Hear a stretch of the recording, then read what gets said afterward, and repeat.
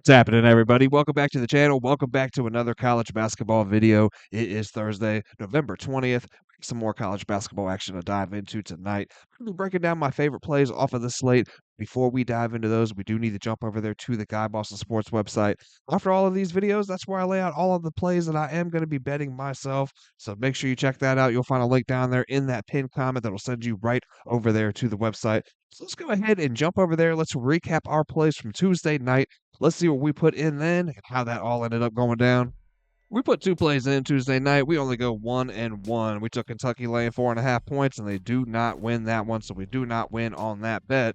Took Kansas and Duke, a total under 151.5, and that one does cash. So like I said, 1-1 overall on the night. We're looking to have a good night tonight, man. Been a little bit of a lull this week after a good week last week. So let's get back to that winning side of things. Let's get back on track here tonight. Smash that like button down there for me if you can, guys. Hit subscribe if you have not already.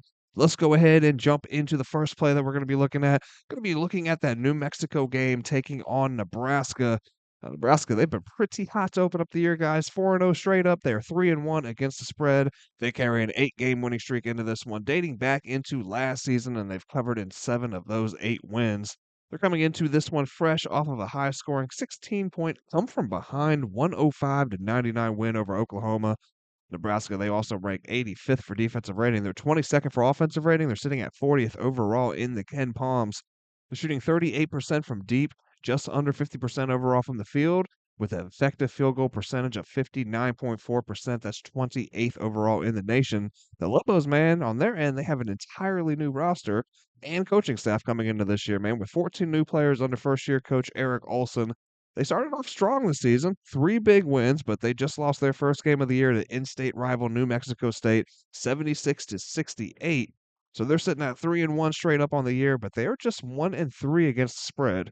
They struggled offensively in each of the first halves to open up the year, man, before coming alive in the second half. But much like against New Mexico State, they run the risk of falling too far behind here against a Nebraska team that is clicking on both ends of the court, especially from three-point range offensively. This one, it is being played at a neutral location, being in Kansas City, so it might still give a slight proximity edge to Nebraska when looking at this one. Nebraska, man, though, just overall, they're the clear-cut better team of the two teams here. The Ken Palm show this as well, man, with the Cornhuskers sitting 60 spots ahead of the 100th ranked Lobos. So I like them to pull away in the second half. I like them to get the cover here. Give me Nebraska here on the side.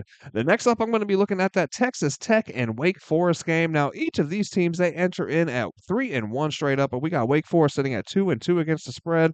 Texas Tech 1-2-1.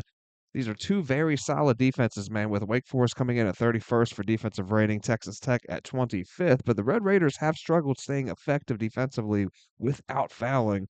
They have put their opponents on the line a ton to open up the season, man. It's going to be key in this one here again against a Wake Forest team that's physical and it likes to attack the rim. So Texas Tech, they've been very efficient on the offensive end, though, 10th for offensive rating in the Ken Palm, but Wake Forest's ability to force pressure, man, and play a gritty style of defense that could disrupt their flow, especially with this one being played on a neutral court. Wake Forest, they are a pretty scrappy team, man. They just took a good Michigan team to overtime, ultimately losing by only 1 point.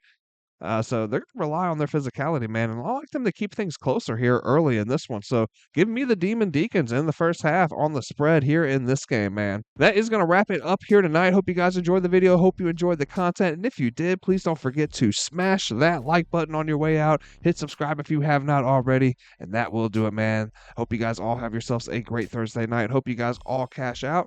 I'm going to see you back tomorrow for the next one.